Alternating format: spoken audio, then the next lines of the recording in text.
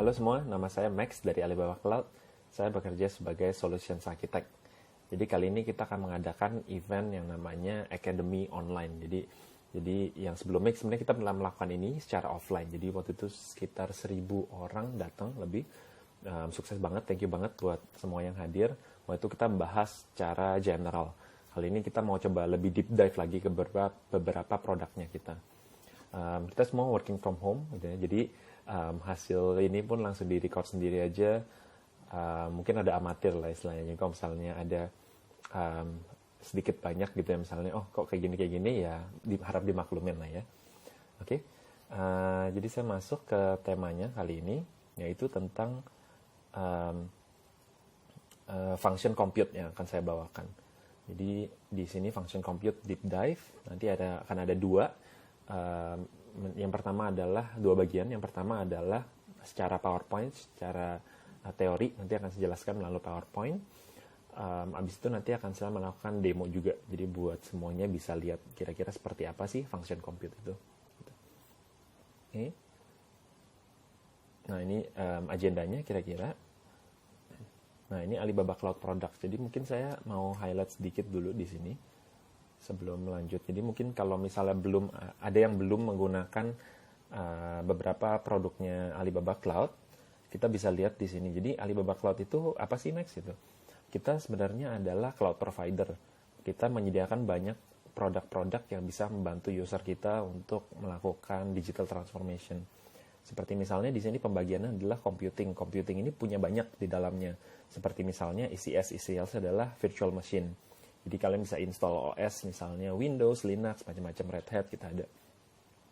Kita juga bisa melakukan yang namanya auto scaling. Jadi kalau misalnya kalian penggunaannya bertambah dan berkurang sesuai dengan traffic dari user, ini kita bisa punya fitur auto scaling di sini. Jadi akan bertambah dan berkurang secara horizontal. Kita juga ada container, jadi container secara service, Kubernetes, untuk registrinya kita juga punya. Kita punya bare metal. Bare metal di sini kita juga ada function compute, nanti akan saya jelaskan. Dedicated host, batch compute, high performance kita ada. Terus kita di bagian kedua adalah network. Network sendiri kita punya virtual private cloud. Jadi kalian bisa atur private IP-nya istilahnya.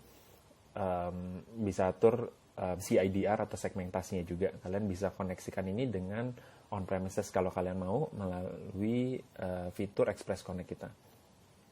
Kita ada NAT Gateway, Load Balancer, VPN, dan lain sebagainya di sini. Okay. Secara storage kita punya macam-macam dari object storage, block, NAS, dan juga untuk hybrid sendiri. Untuk database kita ada banyak manage database yang kita, seperti misalnya kalau kalian familiar pakai MySQL, Postgre, SQL Server kita punya di sini.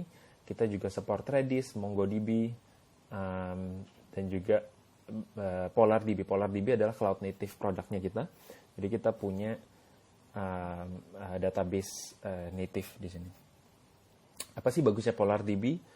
PolarDB kalau misalnya kalian pikir mungkin kalau misalnya di MySQL ya, di MySQL atau kebanyakan di tradisional yang terjadi adalah compute sama storage-nya itu digabung jadi satu. Jadi kapasitasnya sebagai compute dan storage itu jadi satu kesatuan di satu mesin.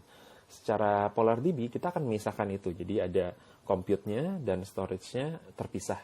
Nanti ada RDMA, komponen di tengahnya yang digunakan untuk mengkoneksikan antara compute dan layer storage-nya. Jadi ini compute-nya pun bisa lebih banyak lah, read replikanya itu jumlahnya bisa jauh lebih signifikan. Tapi saya nggak bahas PolarDB di sini. Mungkin kita lanjut ke yang lain. Jadi ada big data juga. Kita punya banyak big data tools di sini. Big data suite kita ada dari layer extraction-nya, transformation, load, visualization, gitu ya. Data warehouse kita ada juga di sini. Kita punya ET Brain solution, yaitu smart solution kita. AI, IoT, kita punya media solution juga. Jadi dari live stream, video on demand, media processing, kita punya tools-toolsnya, dan juga CDN, yaitu Content Delivery Network. Untuk middleware, kalau misalnya kalian menggunakan queue atau monitoring, kita juga ada. Management sendiri, kita ada action trail. Action trail ini buat log semua aktivitas environment Alibaba Cloud spesifik buat kalian gitu. Jadi kalian bisa tahu user mana yang merubah data dari apa menjadi apa di environment-nya kalian. Terus kita juga ada resource access management, yaitu jadi ini yang tadi saya sempat highlight sedikit juga.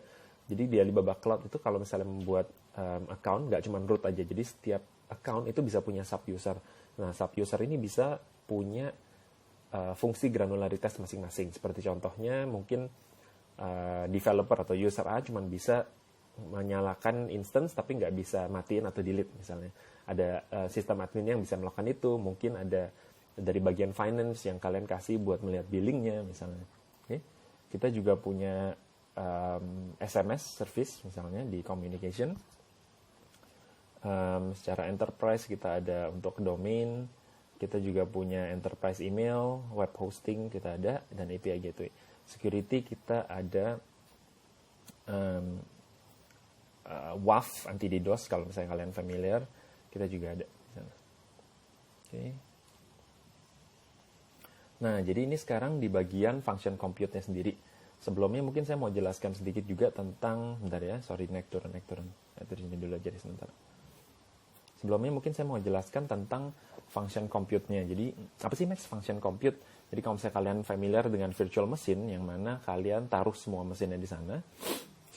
Mungkin salah satu contohnya saya kasih misalnya operating system gitu. Jadi kalau misalnya ECS, virtual machine, kalian mungkin menggunakan Windows misalnya, itu semua operating system Windows ada di sana, atau Mac gitu, atau Linux, itu semua operating system. Jadi kalau kalian cuma menggunakan Microsoft Word pun, misalnya kalian butuh menggunakan banyak Microsoft Word, kalau nggak cukup yang terjadi adalah yang diduplikasi itu semuanya termasuk operating system. Jadi kalian akan punya beberapa mesin. Jadi kalian bisa dibilang butuh banyak mesin, kayak gitu. Yang kedua yaitu kalau kalian familiar dengan konsep container. Jadi scale unitnya itu adalah secara aplikasi, misalnya Microsoft Word.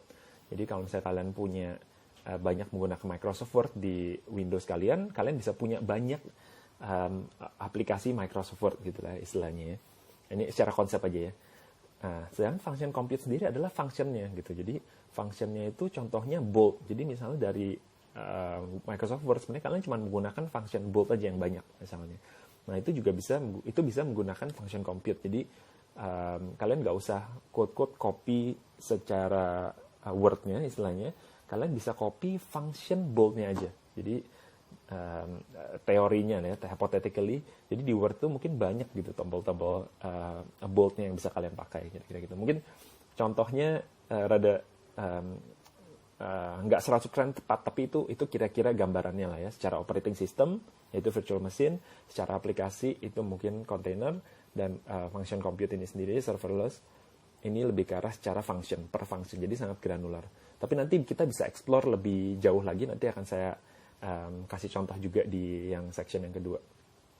Oke. Jadi yang ini sekarang kita akan masuk ke overview dari function compute. Overview-nya, jadi sekarang kita ada code management. Jadi ini system services-nya di Alibaba Cloud. Kita punya fitur-fitur ini yang kita gunakan on top of untuk membangun function compute. Ya. Jadi security, management, metering gitu ya, termasuk runtime execution-nya juga macam-macam. Nanti akan saya jelaskan lebih jauh lagi tentang runtime execution.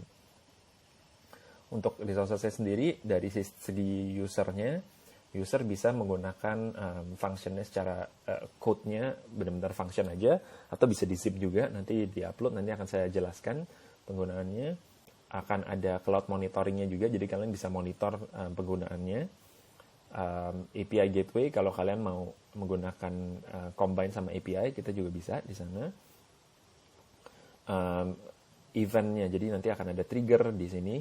Ini secara gambaran luas, secara garis besar aja. Apa sources yang bisa men-trigger function compute. Nanti akan saya jelaskan juga. Oke. Microservice ini use case-nya microservices atau backend dan juga event driven application. Nah, di event sources nanti akan ada di selanjutnya. Oke, jadi itu yang overview. Sekarang kita masuk ke developer experience. Jadi sebagai developer experience ada beberapa hal gitu. Biasanya kalau misalnya sebagai developer kalau mau pakai ada beberapa hal yang dipertimbangkan. Yang pertama adalah onboarding. Gimana sih caranya menggunakan function compute, mudah nggak sih? Yang kedua adalah development-nya. Gimana sih caranya develop ini menggunakan ini, dan juga gimana cara deploy-nya. Jadi untuk onboarding-nya sendiri kita sebenarnya punya one click. Jadi di sini kalian bisa lihat ada Hello World function, Hello World application ya. Ada one click di sini, kalian bisa tinggal klik aja. Nanti ada contohnya juga, kalian bisa run, bisa jalan aplikasinya kira-kira untuk tes lah misalnya. Oke. Untuk sampel application-nya sendiri kita juga punya macam-macam ya, misalnya image processing, nanti saya kasih lihat sedikit. Untuk web application kita juga ada contoh-contohnya, bisa kalian copy paste dan jalankan. Untuk function template-nya misalnya untuk API Gateway Backend, untuk event driven, kita juga udah ada template-template-nya di sana. Development dan deployment.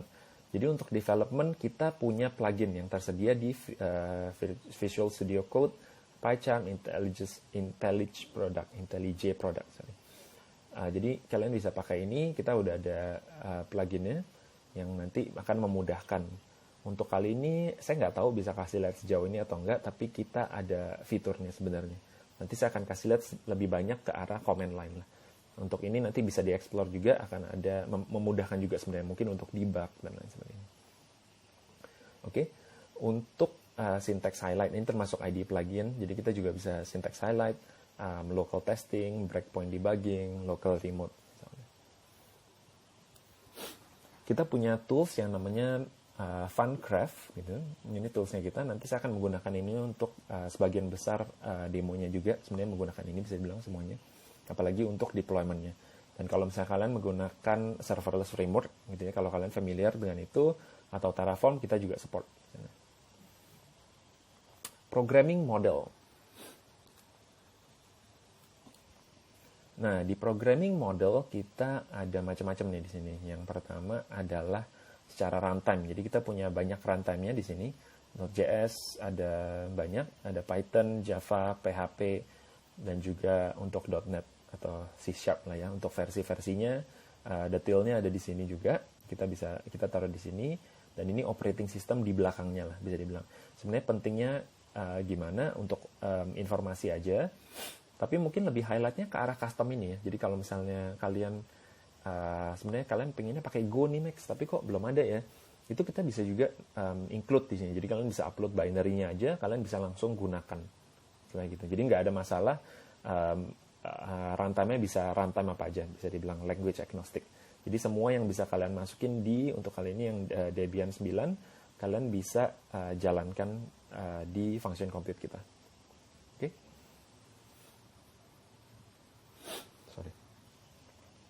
Programming model atau custom runtime. Nah, ini caranya nih. Jadi akan ada gimana caranya masukin binary, itu ada dokumentasinya juga, tapi nanti kalian bisa tinggal penggunaannya seperti ini kira-kira. Mungkin nanti saya akan jelaskan lebih lanjut lagi tentang codingnya sendiri. Tapi di sini mainly adalah handlernya apa, dan ini function-function di dalamnya. Dan ini logic-logic aja biasa, standar. Okay. Function state dan data sharing. Apa maksudnya? Jadi kalau misalnya kalian menggunakan function compute, yang dilakukan adalah sebenarnya kita akan menjalankan ini, even though namanya banyak orang bilang serverless ya, tapi tetap aja ada servernya di belakangnya yang kita jalankan. Tapi data yang kalian simpan itu kalian nggak bisa mengandalkan datanya yang kalian simpan di sana. Misalnya kalian bisa taruh itu di misalnya /tmp gitu ya, temporary, kalian bisa. Tapi kalian jangan harap di function-function lain akan ada datanya itu juga, gitu. Oke. Kalau kalian mau menggunakan datanya yang kalian mau share, misalnya, saran kita adalah menggunakan external services, gitu. Seperti misalnya Redis, Memcache, atau storage lainnya, sebenarnya seperti di object storage, misalnya di OSS-nya kita, itu kalian juga bisa pakai. Kalian juga bisa menjalankan, mendownload sesuatu misalnya. Jadi kalian download, kalian simpan di mana. Untuk mungkin kalau misalnya ada function lain yang menggunakan istilahnya resources storage yang sama, atau kebetulan function itu jalan lagi, itu bakal bisa dipanggil sebenarnya data-data yang kalian simpan di sana. Tapi kalian harus membuat logiknya adalah if gitu istilahnya. Kalau datanya nggak ada, kalian harus mengisi dulu datanya. Jadi logiknya bisa dipakai, bisa mempercepat sebenarnya. Jadi nggak usah misalnya selalu download lagi, tapi kalian harus atur code-nya seakan-akan itu nggak reliable. Jadi kalau misalnya kosong pun misalnya fungsinya banyak banget dan ini dibuatnya di mesin yang baru lagi misalnya, untuk concurrency-nya ini akan mendownload lagi datanya gitu misalnya. Oke. Kedepannya kita sebenarnya udah ada fitur ini tapi belum ada di international version, tapi kedepannya kita akan ada launch ini juga. Jadi akan ada workflow-nya, misalnya dari lokasi function yang satu habis itu memasuki function-function yang lainnya. Nanti kita akan ada workflow-nya juga di sini. Oke, saya nggak bahas terlalu banyak di sini, tapi ini moving forward kita akan ada fiturnya. Runtime execution environment. Sorry. Jadi apa sih ini? Jadi awalnya kita start di sini. Jadi mulai kita yang dilakukan adalah basically download code-nya. Jadi codingnya yang kalian upload zip-nya. Misalnya dari mulai banget ya, masih nggak ada kontainer sama sekali. Code-nya akan di-download. Habis itu kita start containerization. Terus kita initialize language runtime-nya tergantung yang kalian mau apa. Habis itu kita initialize user function. Nanti akan saya kasih lihat maksudnya apa. Kita execute, habis itu udah end, selesai, kira-kira gitu. Jadi flow-nya straightforward, simple.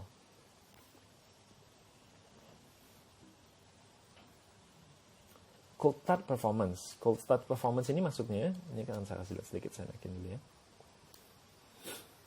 Jadi di sini, ketika kita menyalakan menyalakan function compute awalnya yang paling pertama, itu akan ada cold start. Jadi yang dari yang sebelumnya mungkin dari sini itu kan ada cold startnya dulu. Jadi function yang pertama ya istilahnya. Jadi kalau misalnya ada concurrency nanti ini akan ada bisa dibilang cold start juga. Nah ini akan ada waktu yang diperlukan. Jadi kalau misalnya pertama kali mungkin akan ada sedikit waktu yang diperlukan sebelum nanti selanjutnya sih simple sih. Jadi tinggal jalanin code-nya aja. Tapi yang pertama akan ada makan waktu. Jadi data yang kita collect yang kalian bisa pertimbangin juga. Jadi ini tergantung dari RAM-nya. Jadi waktu kalian buat function compute itu nanti akan ada pilihan RAM. Maunya RAM-nya berapa, yang kalian pilih biasanya akan mempercepat penggunaannya atau cold start-nya. Oke.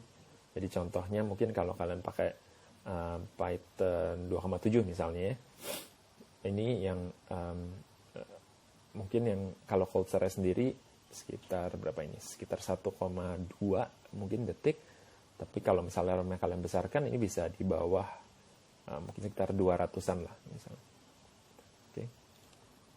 Tapi ini awalnya aja, jadi pertama kali. Jadi kalau misalnya istilahnya virtual machine-nya gitu ya, kalau misalnya kalian lebih familiar istilah itu, jadi virtual machine-nya itu untuk dinyalakan akan butuh waktu misalnya 1,2 detik gitu ya. Tapi selanjutnya akan tinggal eksekusi code-nya aja gitu, nggak usah cold start lagi, buat lagi. Okay. Kita ada fitur ini juga, jadi ini lebih ke arah billing sistemnya yang kita lagi pertimbangin juga. Jadi akan ada on demand dan juga akan ada provision, yang mana kalian bisa bilang oke, jadi ini kalau misalnya kalian provision selalu nyala misalnya kayak gitu, tapi sistemnya akan tetap menggunakan functions. Auto scaling limit ini saya turunin dulu sedikit supaya bisa jelas. Auto scaling limit di sini ada maximum number of instances di single account adalah 100. Function limitnya ada maximum number of instances di single function, terus concurrency-nya, etc. Ini ada soft limitnya. Di sini untuk function execution kita maksimalnya 10 menit saat ini.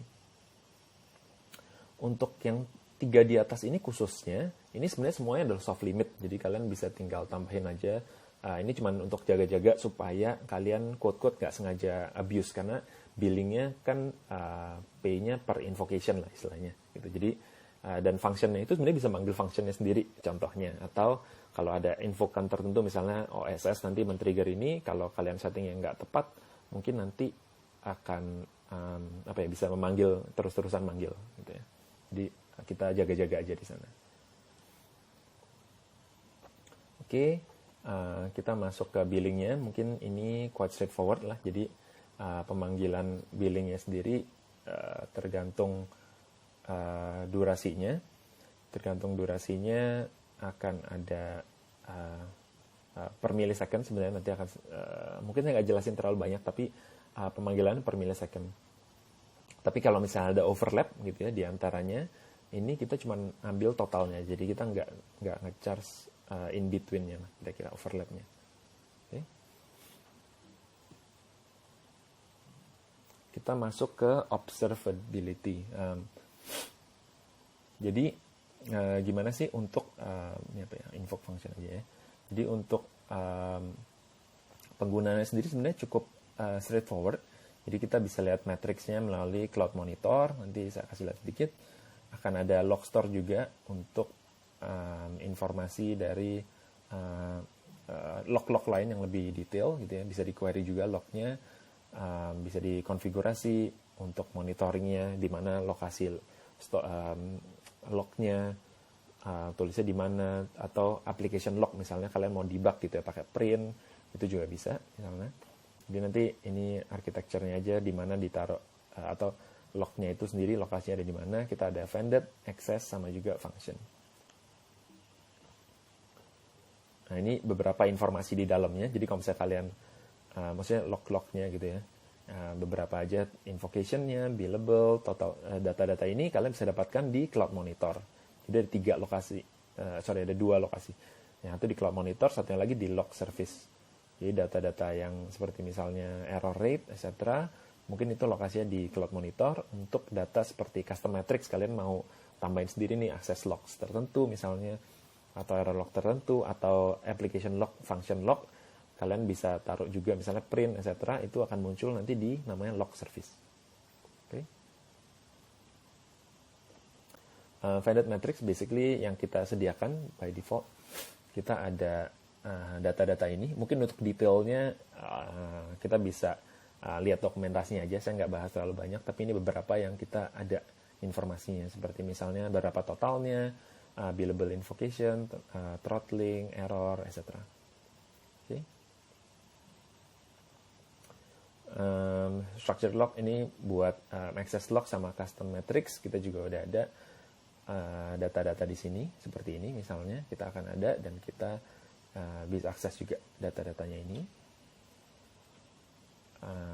Ini custom metrics, dan juga sebentar, function. Oke, jadi kita juga bisa sebenarnya ngeprint log-log lainnya, seperti application log. Kalian bisa untuk bantu debug juga misalnya, kalian juga bisa gunakan itu. Okay.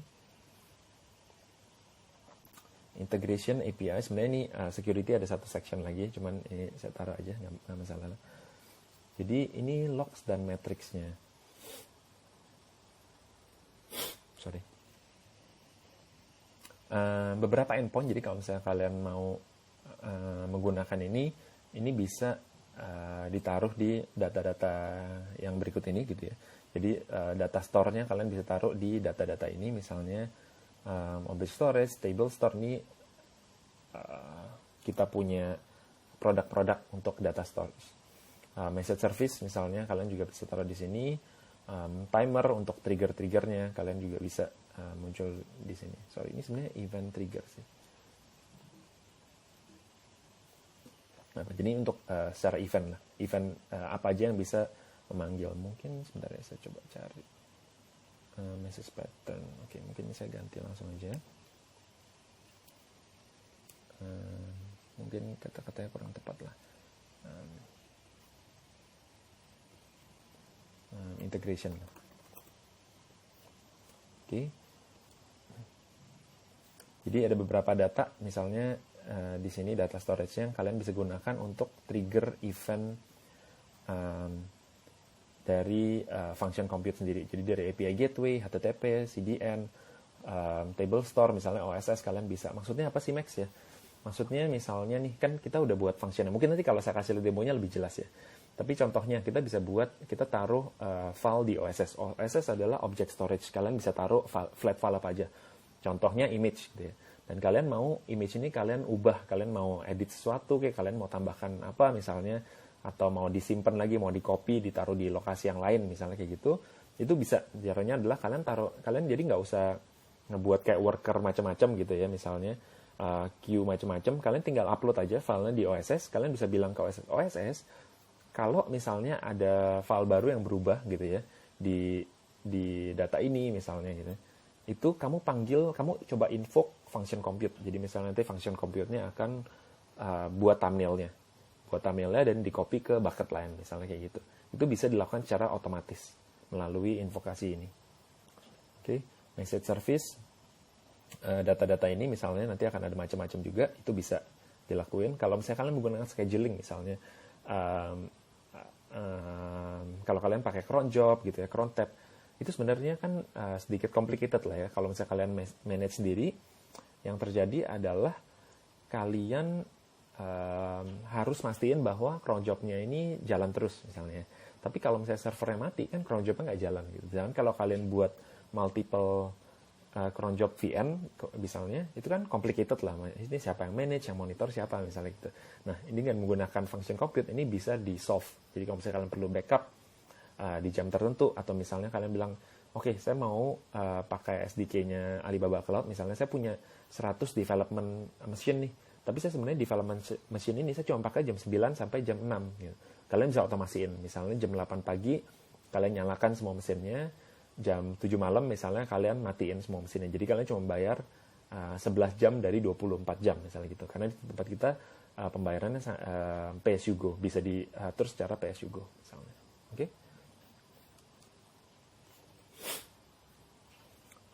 Input dan outputnya, jadi kita menerima sebenarnya bisa macam-macam sebagai binary bahkan. Jadi formatnya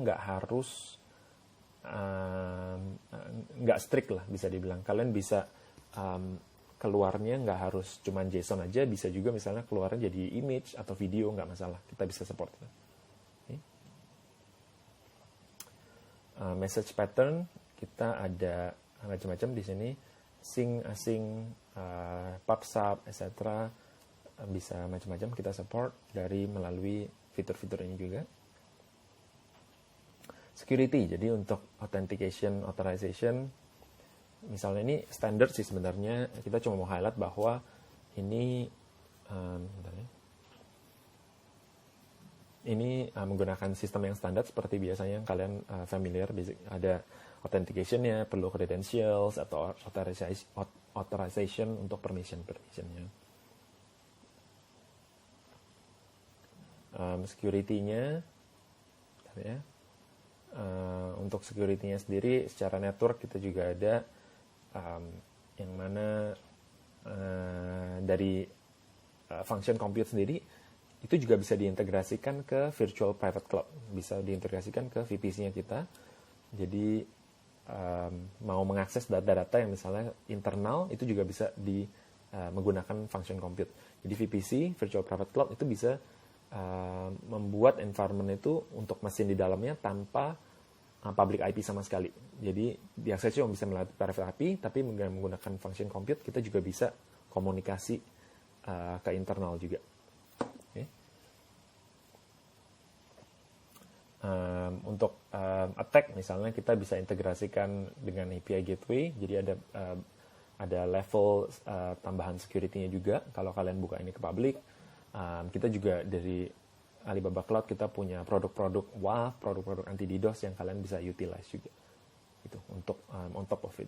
Dan di dalamnya juga nanti akan ada monitoring, alerts, kita juga bisa bantu notifikasi melalui sistem-sistem itu misalnya. Oke.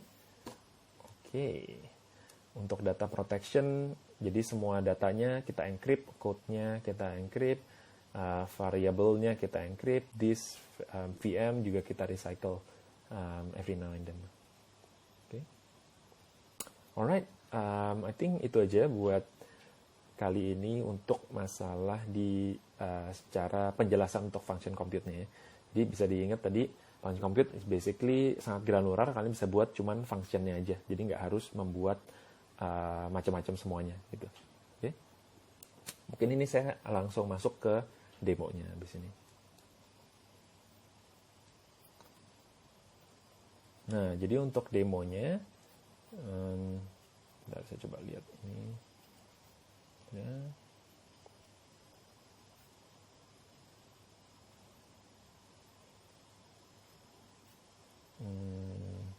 Saya dulu waktunya, saya balik lagi. Oke, akan ada sekitar 15 menit lagi kira-kira untuk ngelakuin demonya. Jadi untuk yang belum pernah menggunakan Alibaba Cloud, misalnya, jadi waktu kalian setelah login, kalian akan bisa melihat dashboardnya ini. Ya, dashboardnya ini adalah banyak produk-produknya kita, ada banyak produknya kita. Misalnya seperti virtual machine, ECS, container, ya, object storage, database-nya kita. Yang bisa kalian lihat juga, nanti yang akan kita highlight adalah di function compute ini sendiri. Oke, kalau misalnya kita klik, kita masuk, itu ada di sini. Kita bisa pilih misalnya regionnya di mana, kita bisa pilih Jakarta, jadi available di Jakarta. Kalian bisa lihat di sini, salah satu menunya adalah ini overview, berapa kali pemanggilan, etc. Ini yang tadi saya sempat bilang, kira-kira kalau mau buat simple application gitu ya, one time click application, kita juga bisa buat di sini. Oke. Mungkin ini nanti kita bisa coba lihat, tapi saya coba jalan di sini lewat per step by step. Jadi kita masuk ke service-nya, kita bisa buat create service, misalnya template atau event atau apapun. Di sini misalnya hello world, atau HTTP lah misalnya, HTTP function aja, simple. Kita buat misalnya nama service-nya online functionnya online function, misalnya contohnya aja, runtime-nya apa aja nggak masalah, misalnya Python. Memory ini kita pilih apa, function handler kalian bisa keep aja, tapi kalau misalnya kalian nanti pakai coding sendiri, ini basically main file-nya kalian. Timeout-nya kalian bisa atur mau berapa lama, maksimal 600, misalnya anggap aja 60. Udah nama triggernya apa, just naming misalnya online trigger. Authorization-nya nggak usah, metodenya misalnya get. Oke, bisa post, bisa multiple lah, terserah kalian. Coba misalnya kita gini. Oke, terus kita create. Udah, that's it. Dan butuh confirmation, authorization-nya. Kalau misalnya pertama kali kalian authorize, success, udah nanti create. Authorization-nya udah function-nya udah dibuat sebelumnya, jadi ini tinggal jalanin aja langsung. Namanya maksudnya tadi nama service authorization-nya.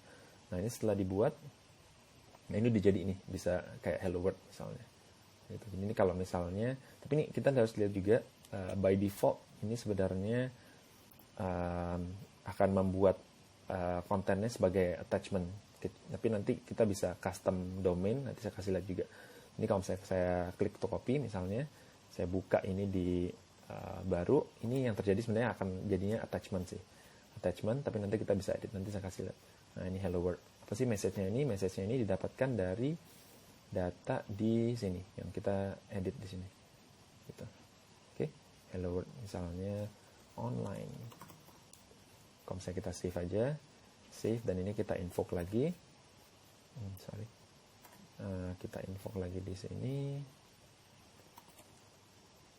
Nah, ini akan jadi hello world online misalnya. Oke, quite straightforward. Ini cara penggunaannya, service functionnya, that's it. Kalian udah bisa langsung jalanin. Kalian juga bisa lihat one click kalau kalian mau, nggak masalah. Oke, di sini saya mau buat satu lagi. Jadi saya akan kasih lihat. Saya udah buat nih di namanya Visual Studio Code. Pakai ini, tapi saya nggak, mungkin saya langsung kasih lihat code-nya. Jadi kalau misalnya familiar sama terminal, saya ada beberapa aplikasi di sini, gitu ya. Flash App, Invoke, sama OSS Trigger. Nah, saya mau kasih lihat ini codingnya nih. Yang pertama adalah yang Invoke ini. Ini codingnya gini aja, gitu ya. Saya pakai Python, lebih familiar pakai Python. Ini bisa return any string, datanya apa, terserah, ini secara konten lah. Tapi konten ini kalian bisa antara taruh di sini, misalnya, atau untuk ini nanti saya akan menggunakan value kayak gini. Misalnya hello webinar 2020 gitu ya. Nah, kita punya tools yang namanya Funcraft. Jadi kalau misalnya kalian sempat lihat tadi ya, jadi ada di sini Funcraft, kalian bisa cari juga. gimana cara installnya, etc. Kalau kalian udah beres, setelah installnya itu selesai, ada yang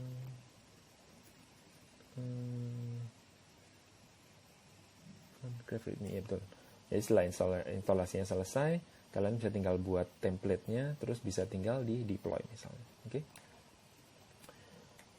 Nah di sini, jadi saya di dalamnya kan ada 3 ini, saya coba masuk ke info.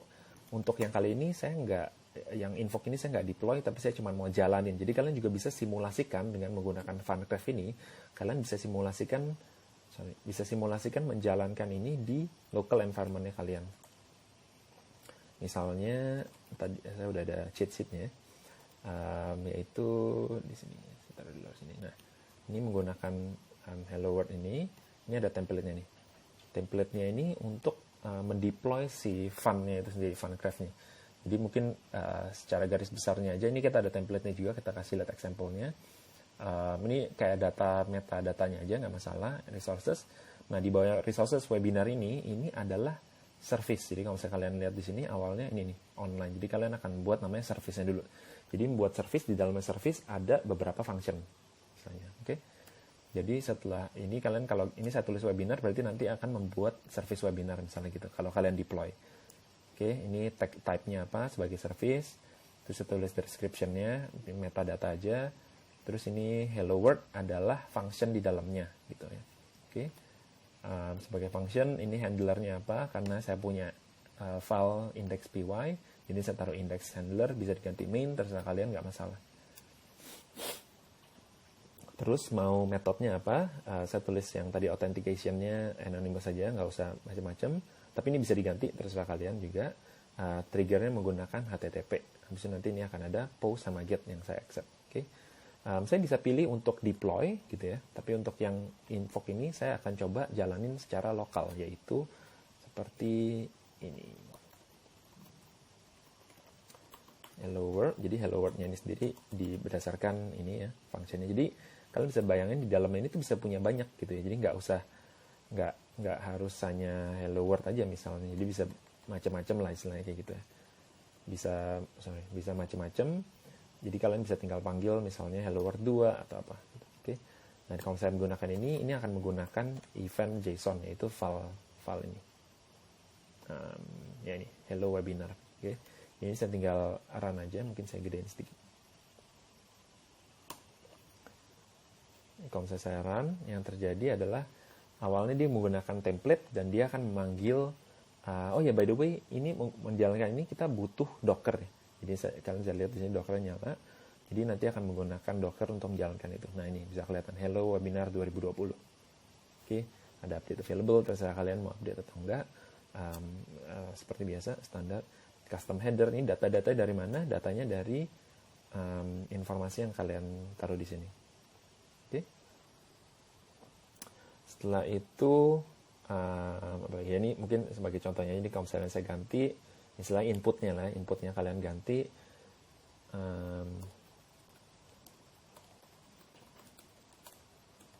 kayak gitu, ini kalian save aja, kalian bisa langsung jalanin lagi juga. Alright, that's it. Jadi ini Hello Webinar 2020 Buhu. Oke. Nah, yang kedua, saya mau masuk ke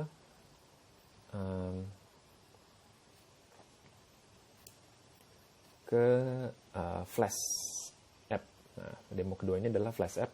Wah, ini lebih complicated. Tapi basically, saya mau kasih lihat adalah kita bisa menggunakan framework yang udah available. Jadi kalau misalnya kalian familiar sama Python gitu ya, ada salah satu micro framework yang namanya Flash. Jadi quite simple. Kalian bisa tinggal pakai untuk routingnya. Jadi cukup mudah juga dibacanya. Python memang cukup mudah bacanya. Jadi ini informasi yang dapetin, kira-kira apa, form function, etc. Kalian bisa buat. Nah, jadi handlernya ini, jadi kalau misalnya kalian lihat yang sebelumnya kan di invoke ini kan, ini mainnya nih, harus ada ini, handler, oke? Nah, di handlernya ini kita tinggal buat, basically manggil app-nya dari si Flash, gitu ya. Jadi tinggal panggil aja, hasilnya apa, tinggal kita return responnya. Oke? Jadi kita langsung aja di sini. Yang kali ini saya mau nyoba dulu. Jadi saya nggak mau deploy, saya mau buat aja di local gitu ya. Kita bisa buat kayak simulasiin web server di local dengan fun local start misalnya. Ini yang tadi. Ini juga bisa yang info misalnya flash app. Nah, ini kita bisa jalanin fun local start di sini. Kalau kita jalanin, ini sebenarnya servernya udah jalan. Jadi kita bisa buka file di sini, tapi ini sengaja tadi ada yang belum. Ini kita buka. Kalau misalnya kita buka, ini seperti mensimulasikan awalnya. Kalian bisa lihat ini kita pooling manggil. Kalau misalnya belum dipanggil nanti kan manggil, tapi terjadi error gitu ya. Error adalah apa? Oh, belum unable to import module gitu ya. Jadi nggak ada modul yang namanya flash. Apa sih itu? Ini standard error lah ya bisa dibilang. Ini adalah errornya dari si index. Jadi kalau misalnya kalian lihat di atas ini ada modul flash gitu ya buat frameworknya. Jadi karena saya belum masukin, saya harus masukin dulu. Caranya gimana? Bisa kalian menggunakan fun ini juga. Jadi kalian bisa panggil fun ini, tinggal install aja runtime-nya. Kita jalan di sini. Nanti dia akan installnya di mana? Dia installnya dimasukin ke dalam, nah ini fun di dalam folder fun-nya. Nanti saya kasih lihat di dalamnya setelah selesai. Tunggu aja sebentar, udah selesai. Nih, kalau saya buka sekarang ada .fun. Jadi sebelumnya kan nggak ada, sekarang ada .fun di sini. Oke, dalamnya apa? Ini kita bisa lihat di dalam. Jadi mereka install fun ini maksudnya akan install library-nya itu di dalamnya ini. Jadi ini ada flash-nya itu di dalamnya .fun, itu di dalam foldernya ini sendiri. Oke. Setelah itu, ini kalau misalnya kita jalanin lagi, local start, ini kita akan bisa membuka ini. Oke. Pertama, nah, home. Nah, ini kebuka nih. Udah.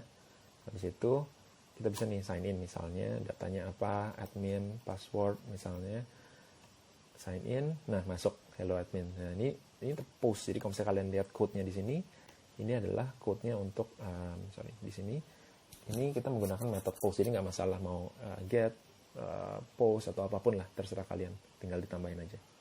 Gitu. Jadi ini yang saya bilang. Jadi secara function, meskipun kelihatannya function, kalian juga bisa buat menggunakan temporer. Jadi menggunakan framework yang udah tersedia saat ini. Gitu, oke, tinggal kalian integrasiin aja. Oke. Nah, sekarang ini kalau misalnya saya mau deploy, saya tinggal tulis fun deploy. Tag masuk, nanti dia akan zip dalamnya. Setelah zip selesai, dia akan taruh di di lokasi ini. Jadi kalian bisa buka ini sebenarnya, tapi again karena ini sebagai attachment, nanti hasilnya adalah download gitu kira-kira. Tapi ini download, kalian bisa lihat hasilnya home. Oke. Gimana cara make supaya saya nggak usah kayak gini? Nah, dalam function compute ini kita bisa buat custom domain. Jadi di custom domain ini, ini kalau saya buka lagi karena tadi saya udah deploy, nah ini ada nih webinar yang di dalamnya ada flash app. Nah, balik ke custom domain ini kita bisa buat nih create domainnya yang kalian udah punya, tinggal dimasukin aja merefernya ke kita punya function ya. Di dalamnya ini, di overview. Nah, ini akan ada public endpoint-nya, kita bisa refer aja di sini, kita kasih CNAME di sana. Oke, kalau udah, mungkin saya kasih lihat kali ya, domain. Jadi di sini, ini saya beli domain di sini, tapi domainnya terserah kalian mau beli di mana, kalian bisa setting juga, nggak masalah, nggak harus di Alibaba Cloud. Jadi saya beli di sini, di dalamnya saya atur DNS-nya. DNS di settings. Nah, DNS settingnya kita bisa lihat nanti di sini. Nah, ini flash app. Jadi saya atur, saya masukin value-nya di sini. Udah, ini jadi kayak flashapp.abcjkt.com ya. Di sini. Jadi saya udah atur di sini supaya mempercepat di custom domainnya. Kalian bisa lihat nih, bisa diupdate. Dalamnya kita bisa isi macam-macam. Tergantung kegunaannya. Di sini saya taruh / sign in sama sign in 2. Oke, arahinnya kemana, service name-nya, function name-nya, selesai. Terserah kalian. Jadi bisa macam-macam juga di sana. Jadi kalau saya udah, ini saya bisa buka. Jadi flash app ABC ini, kalau sekarang saya buka, karena dari datanya di sana ya, ini saya bisa buka di sini. Selesai. Sebenarnya rencana sih saya mau take down, tapi kalau belum, kalian bisa juga buka site-nya ini saat ini gitu ya. Kalian bisa masuk ke sign in misalnya. Mungkin saya kasih buka dulu aja, jadi kalian bisa coba waktu ngelihat ini. Ini masuk ke sign in, kalian bisa isi, mungkin bisa lihat juga di sini, basically admin sama password.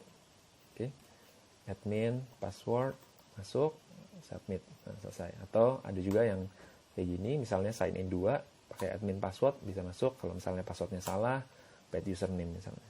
Oke, quite straightforward. Ini kalian bisa masukin ke domainnya juga. Oke, yang ketiga atau yang terakhir adalah tentang function compute. Yang ketiga adalah tentang yang OSS copy. Jadi kalau kalian lihat di dalamnya ini, sebentar ya, akan ada service-nya. Nah, service-nya ini, di service-nya ini yang webinar, ini kita bisa lihat nih, configure service, itu di dalamnya ada namanya role. Jadi ini yang tadi sempat bilang, kalau kalian mau masuk ke VPC misalnya bisa diedit. Sini ini lognya, jadi belum ada logging, lognya belum saya taruh di mana-mana. Ini ada role-nya di dalamnya yang juga belum ada. Nah, yang ketiga ini saya mau menggunakan OSS trigger. Apa sih yang kali ini? Yang kali ini yang saya lakukan adalah, ini rada messy mungkin ya, tabulasinya.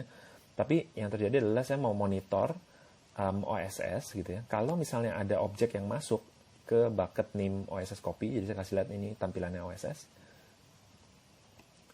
Kalau misalnya ada OSS copy, ini bucketnya saya udah buat.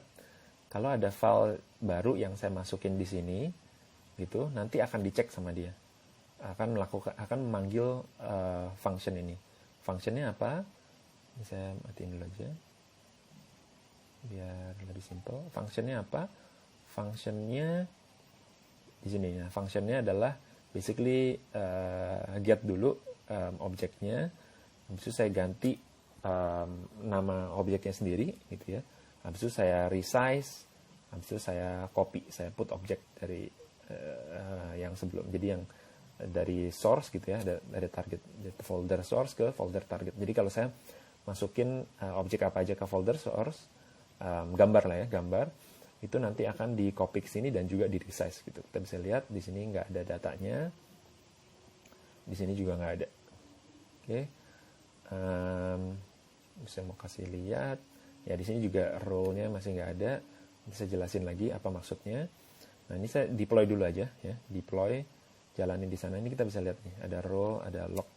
Ini kalau misalnya saya deploy, saya masuk ke OSS import, OSS trigger.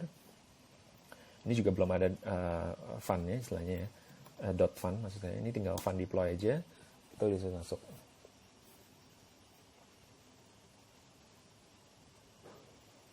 Oke, ini udah di zip tadi, habis itu udah di deploy juga. Oke, by the way tadi yang di atas ini yang flash juga nanti itu udah di zip ya, banyak filenya dan langsung dimasukin ke sana. Oke, ini udah kita deploy. Yang terjadi adalah kalau kita buka lagi di webinar ini, nanti akan ada duaan. Satunya adalah OSS copy. Yang sebelumnya untuk flash, triggernya itu menggunakan, kita langsung lihat aja, triggernya menggunakan HTTP. Tapi untuk yang OSS, triggernya ini menggunakan OSS, event tab-nya OSS. Oke, waktunya terbatas, saya buru-buru aja. Ini juga lognya udah saya setting gitu ya. Udah saya atur di sini, bisa nanti lognya bisa dieksplor lagi. Source ini saya masukin datanya dari misalnya ini file ini gitu ya. Ini kalau saya masukin secara otomatis dia akan menjalankan, dia akan invoke si function compute dan mengcopy datanya ke target. Jadi mungkin yang sebelumnya ini kalau misalnya kita lihat gambarnya besar ya. File ini memang saya sengaja cari yang rada besar sedikit gitu ya. Gambarnya cukup besar, resolusinya mungkin bisa dilihat. Di sini akan jadi udah ada filenya, dan ini filenya akan jadi kecil gitu ya, karena kita resize menjadi 128 tadi di code di sini. Oke, kita resize jadi 128. Nah, yang saya mau kasih lihat juga di sini adalah kita ada lognya nih. Jadi kalau misalnya ini code-nya tadi, ini terserah mau dilakuin seperti apa, nggak masalah. Di dalamnya ini code-nya, mainnya tetap ada di sini. Ini kalian bisa print kalau kalian mau gitu ya, print, nanti akan ada lognya juga. Terus ini sekarang lognya akan ada tambahan, yaitu, nah ini yang terakhir yang berhasil kita masukin lagi juga. Ini nggak ada apa-apa, tapi kalian bisa taruh. Advanced Query ini sebenarnya menggunakan salah satu produk kita yang namanya Logstore. Kalau kalian familiar sama Kibana, I think bakal cukup familiar dengan ini juga. Jadi bisa lihat dari level raw logs-nya juga gitu. Kalian bisa buat datanya. Jadi kalau misalnya kalian lihat di sini, kalian harus buat dulu sebenarnya config-nya seperti apa, bisa diatur. Role tadi buat apa? Jadi kalau misalnya kalian lihat di sini, bucket-nya kita itu bisa punya setting yang namanya access control ya. Di sini kalau kalian itu private itu berarti sebenarnya nggak ada yang bisa buka gitu ya. Tapi gimana caranya ngebuka? Tadi di dalam ini saya udah kasih role yang di dalamnya adalah untuk supaya role ini punya akses untuk mengakses OSS dan ini. Jadi ada role ini yang udah punya informasinya untuk mengakses OSS dan juga mengakses Logstore. Jadi kalau misalnya saya mau kasih lihat lagi, mungkin lebih mudahnya. Ini RAM, yang Resource Access Management, kayak sub-usernya. Ini kita bisa buka juga di sini.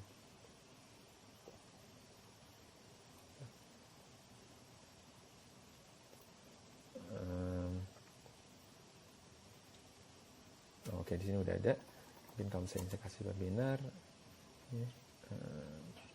mungkin tadi baru namanya apa? Anyway, kalian akan bisa melihat bahwa di dalamnya itu, karena waktu saya udah terbatas, akan ada akses-akses ini yang nanti kita bisa explore juga di dalamnya. Oke. Terakhir yang saya mungkin ada kelupaan sedikit adalah kita bisa, jadi ada data ini sebenarnya function